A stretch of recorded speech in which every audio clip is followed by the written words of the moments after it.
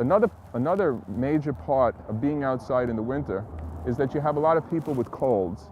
And this is not due to being in the cold weather or going out with a wet head, but this is because people tend to be indoors more during the winter, and they tend to be in contact with one another more closely. And germs can spread back and forth, whether it's the flu or common cold or bacteria. Now, dealing with children, parents in the past have been used to giving the child cough medicine, Robitussin, Coricidin, different types of medicines.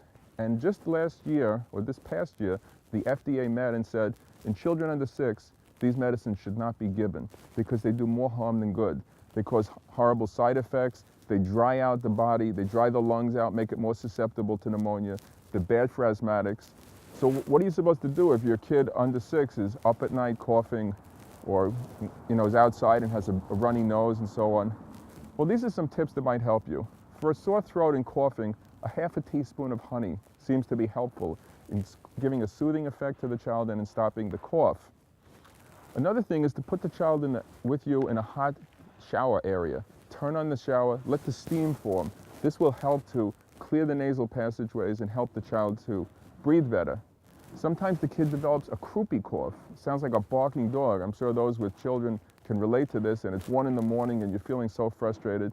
Often opening up a window and not jumping out the window, but just opening the window and standing with the baby or the child in your arms next to this window will help to clear that croupy cough and allow the child to go back to sleep.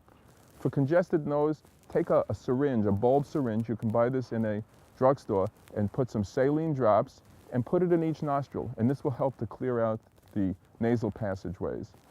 For fever, I suggest using Tylenol and Motrin, but I alternate the two. And speak to your doctor about this to make sure it's right for your child. But by alternating doses, you can give a better effect for pain relief and for fever, and a lower dose.